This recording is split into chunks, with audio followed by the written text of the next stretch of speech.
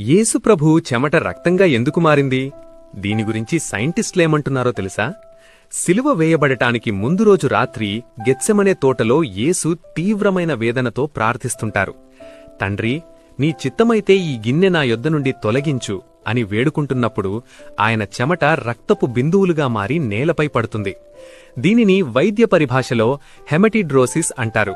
ఇది ప్రపంచంలోనే అత్యంత అరుదైన పరిస్థితి. ఒక మనిషి భరించలేనంత మానసిక ఒత్తిడికి లోనైనప్పుడు ఇది జరుగుతుంది. తీవ్రమైన ఆందోళన వల్ల చర్మం కింద ఉన్న సూక్ష్మ రక్తనాళాలు ఉబ్బి పగిలిపోతాయి.